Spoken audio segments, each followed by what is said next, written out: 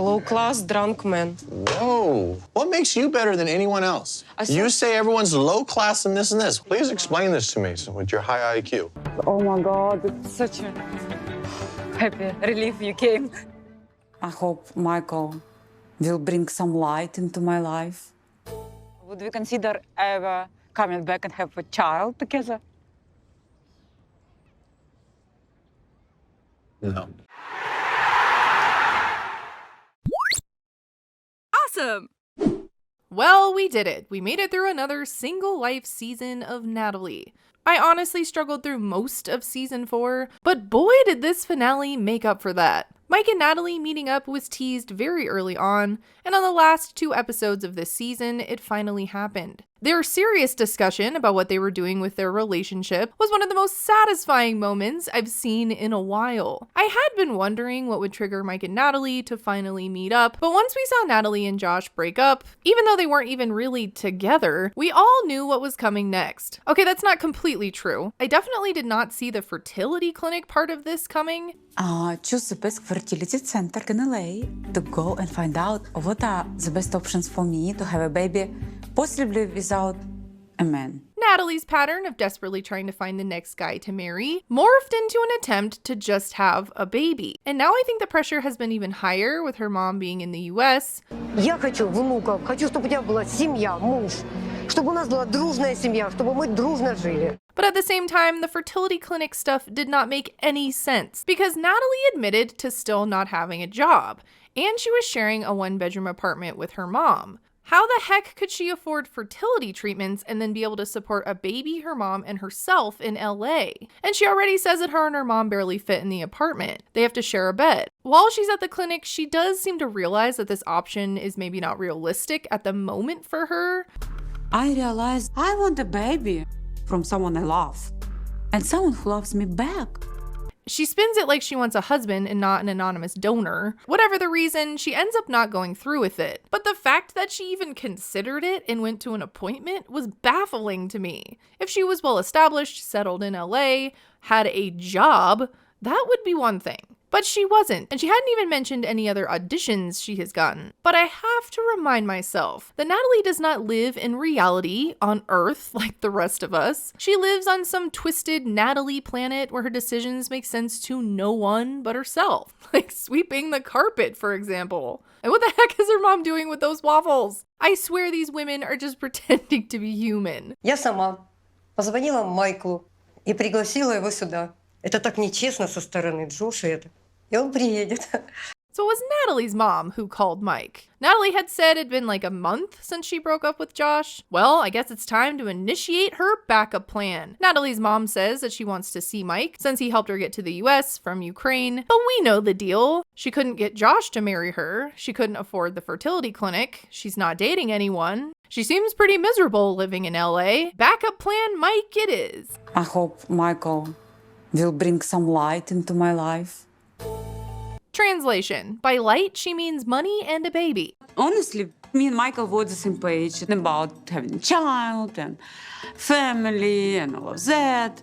So Natalie thinks that her and Mike want the same things. She does not pretend like getting back with Mike would be easy, but we know that Natalie has always expected to go back to him if she needed to. She never tried to divorce him. She never really said he was completely out of her life. She thought he could never do better than her. So why wouldn't he take her back? And when she does finally see him, she does act like them getting back together is a real possibility. I always had in the back of my mind that we could come back together like J-Lo and Ben Affleck or like other people did. I'm gonna come back together with my husband. But I want to play this clip from 2 years ago when Natalie and Mike separated and Natalie moved to Florida. COVID really seemed to put a lot of stress on their relationship. And at this point they were separated, but Mike was still paying for some stuff. Why you just block her from the card?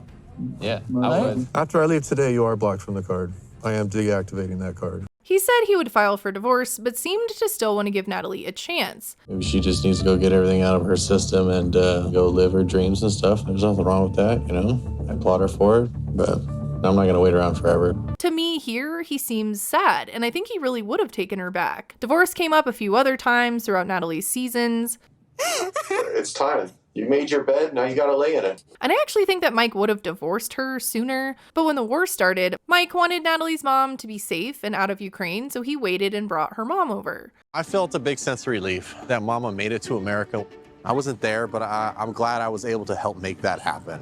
But once Natalie was dating on The Single Life, I think this was really over, especially with her dating Josh, because he doesn't seem sad anymore, does he? He looks annoyed. I mean, you seemed like you were fine in Florida. Did you have a connection or anything? I mean, what was, or was it because of Josh you moved here and then you guys broke up? His body language is telling me that he is so over all of this. Anytime she talks, it's like nails on a chalkboard for him. He is no longer waiting for her. He's done. But Natalie's body language seems to be the opposite. And her mom is just like, okay, you guys, time to make up. Like it's that easy. I'm not getting the makeup vibe from Mike. And with everything that has happened and how much time has passed, it's crazy for Natalie to think that they can just get back together at all. But now I'm in LA, and I realized that I lost something really important, much more than money, work. I lost family. But this is Natalie we are talking about here. She moved to Florida and wasn't happy. Then moved to LA with Josh and wasn't happy. And now here she is, thinking her backup plan will save her. Would we consider ever coming back and have a child together? No. I clapped when he said that. I tried to stand up and clap, but I couldn't because I had my headphones plugged in. Natalie has always thought that she was better than Mike, and she still thinks that he cannot do better than her. And now he just turned her down.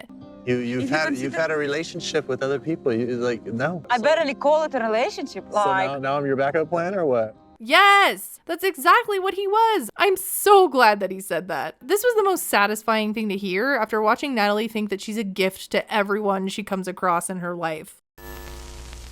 Arzan and Nicole have a poem for you. Roses are red. Kimberly is crazy. Subscribe to the Kiblz channel. Almost too lazy. Oh my gosh, lazy.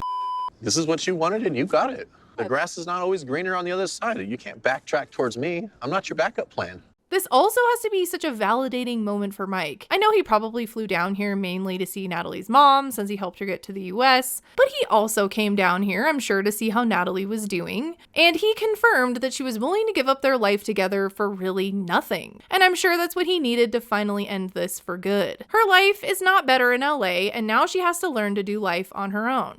We can be friends. That's fine, Natalie. But it doesn't mean I'm going to pump a baby into you. Wow, this was the best episode ever.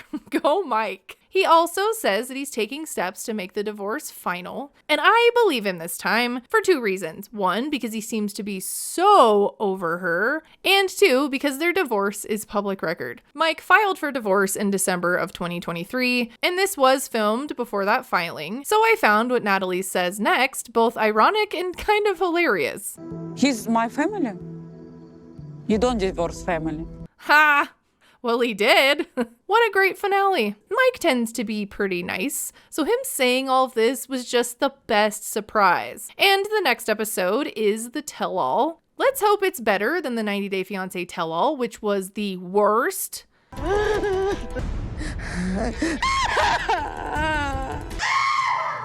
mean, it seems interesting, but seeing Chantel's mom was a little disheartening. That woman irks me. I'm really the most interested in the two Debbies facing off. Since Debbie's still not in Canada, I guess she has nothing better to do than come on a tell-all and yell. Let me know what you think of this finale. I thought it was very satisfying. I do think this will be the last time we see Mike. He seems very over this. And now I would actually like to see how Natalie does in LA in another season with no help and no backup plans. She will truly be living the single life for the first time. Again, let me know what you think and I will see you in the next video. Anyways, thanks for watching. Bye!